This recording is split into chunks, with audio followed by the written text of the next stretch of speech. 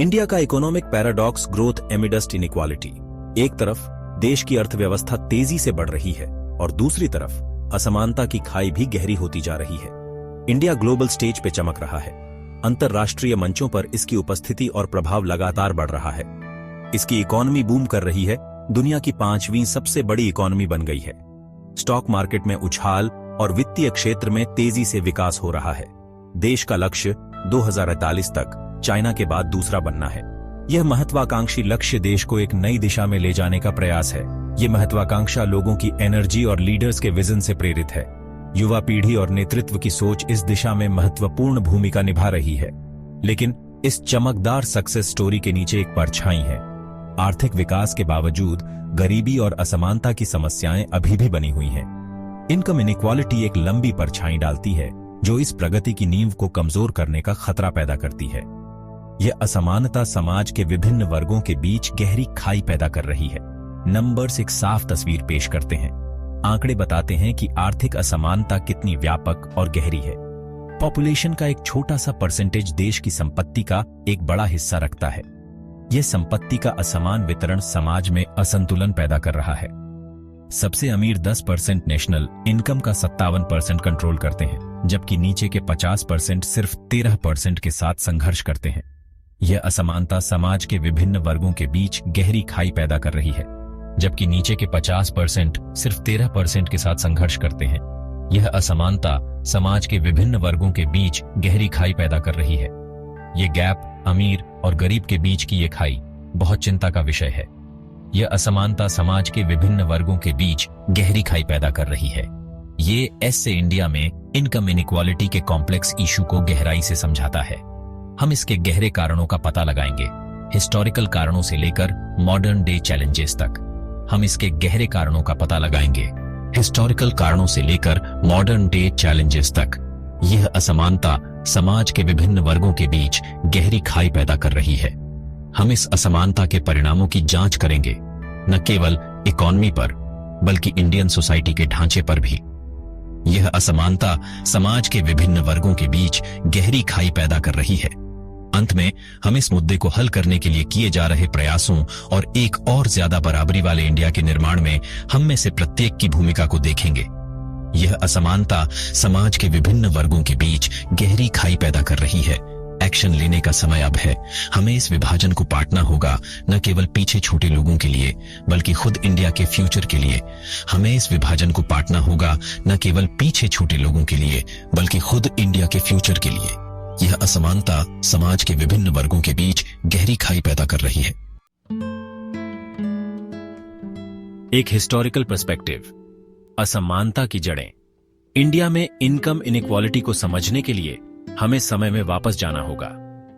असमानता के बीज सदियों पहले बोए गए थे, जो देश के सामाजिक ताने बाने में गहराई से समाये हुए थे। जाति व्यवस्था हालांकि गैरकानूनी है, फिर भी अवसरों और संसाधनों तक पहुंच पर एक लंबी परछाई डालती है। सदियों के औपनिवेशिक शासन ने इन विभाजनों को और बढ़ा दिया। ब्रिटिश राज ने अपनी शोषणकारी नीतियों के साथ इंडिया को गरीब और उसके लोगों को आर्थिक आधार पर बिखरा हुआ छोड़ दिया।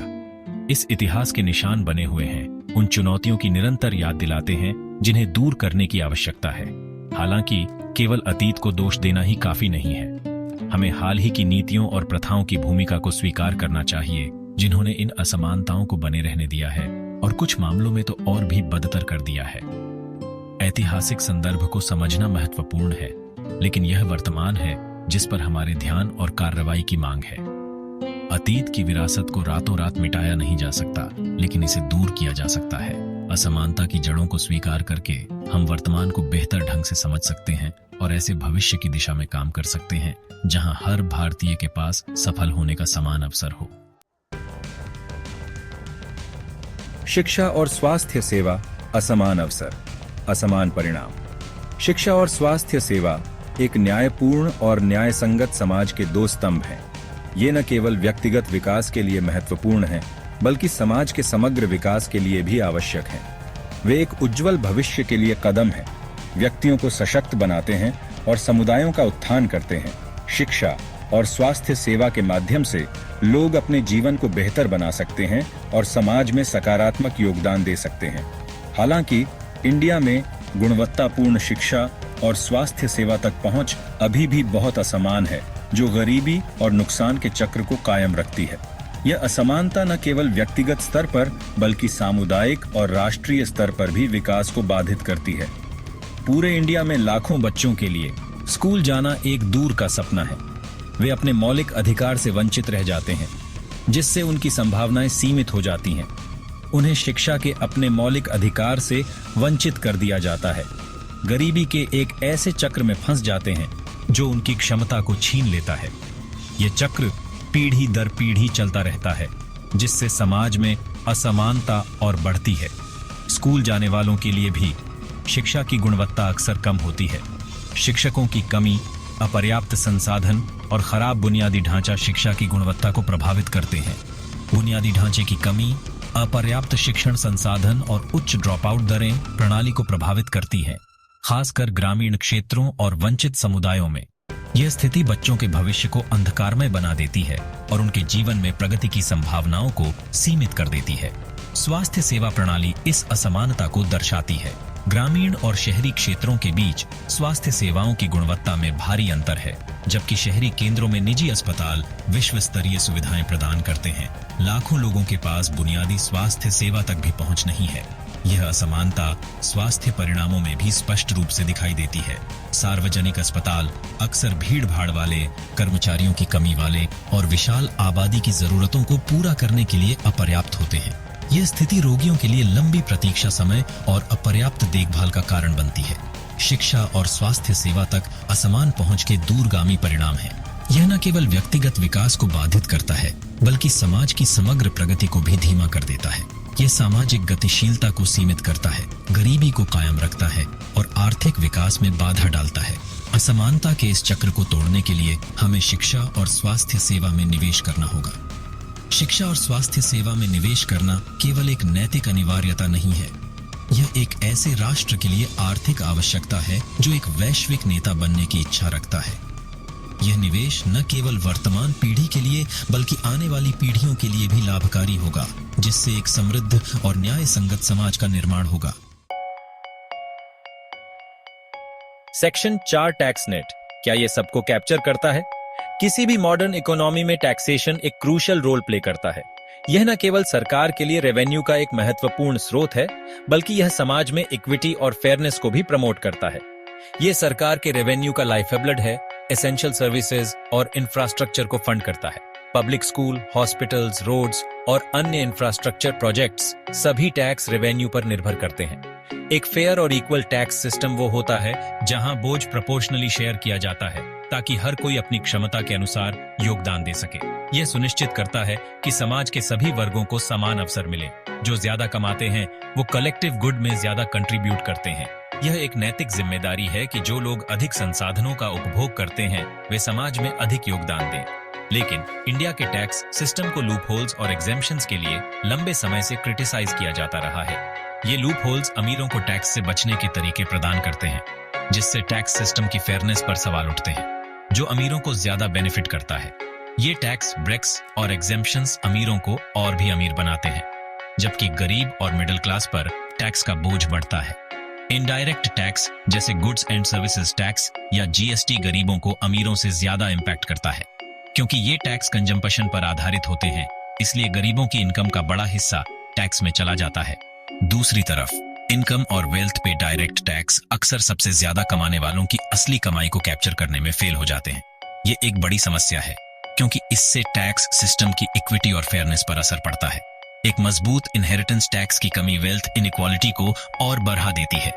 जब वेल्थ बिना टैक्स के पीढ़ी दर पीढ़ी ट्रांसफर होती है, तो यह इनइक्वालिटी को बढ़ावा देती है। बड़ी फॉर्च्यून्स पीढ़ी दर पीढ़ी ट्रांसफर होती रहती है, जिससे वेल्थ का कंसंट्रेशन कुछ ही लोगों के हाथों में बना रहता है। यह समाज में एक बड़ा असंतुलन पैदा करता है, जिससे कुछ लोगों के हाथों में वेल्थ का कंसंट्रेशन बना रहता है। यह न केवल आर्थिक असमानता को बढ़ाता है, बल्कि समाज में सामाजिक असमानता को भी बढ़ावा देता है। ये प्रिविलेज और डिसएडवांटेज के एक साइकिल को बढ़ावा देता है, जिससे गरीबों के लिए ऊपर उठना और भी मुश्किल हो जाता है। यह एक विशिष्ट साइकिल है जो पीढ़ी दर पीढ़ी चलती रहती है, सोशल मोबिलिटी को लिमिट करता है और लेवल प्लेइंग फील्ड के प्रिंसिपल्स को कमजोर करता है। यह सुनिश्चित करता है कि गरीब और अमीर के बीच की खाई और भी गहरी हो जाए। टैक्स सिस्टम में सुधार सिर्फ रेवेन्यू बढ़ाने के बारे में नहीं है, बल्कि यह समाज में इक्विटी और फेयरनेस को प्रमोट करने के बारे में भी है। ये एक जटिल प्रक्रिया है जो कई फैक्टर्स पर निर्भर करती है। ये फेयरनेस और जस्टिस के बारे में है। यह सुनिश्चित करने के बारे में है कि हर कोई अपने हिस्से का योगदान दे और समाज में फेयरनेस बनी रहे।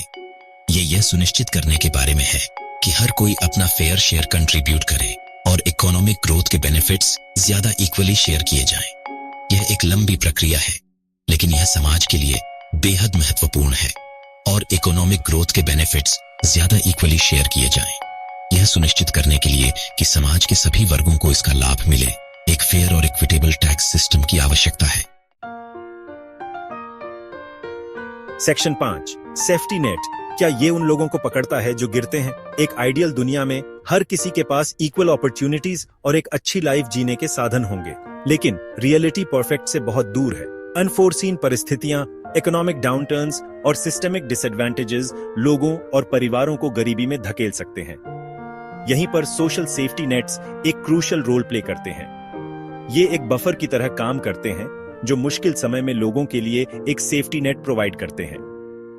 Social security programs, unemployment benefits और वेलफेयर स्कीम्स एक जस्ट और कंपैशनेट सोसाइटी के एसेंशियल कंपोनेंट्स हैं। हालांकि इंडिया का सोशल सेफ्टी नेट गैप्स और इनएफिशिएंसीज से भरा है। जरूरतमंद लोगों में से कई लोग इन गैप्स में गिर जाते हैं और उन्हें वो सपोर्ट नहीं मिल पाता जिसकी उन्हें सख्त जरूरत होती है। गरीबों को सब्सिडाइज्ड अनाज देने के लिए बनाया गया पब्लिक डिस्ट्रीब्यूशन सिस्टम या पीडीएस करप्शन और लीकेज से ग्रस्त है। सोशल सेफ्टी नेट को मजबूत करना चैरिटी के बारे में नहीं है, ये सोशल जस्टिस के बारे में है। यह सुनिश्चित करने के बारे में है कि हर किसी के पास जीने का एक मिनिमम स्टैंडर्ड हो और प्रोग्रेस की खोज में कोई भी पीछे न छूटे।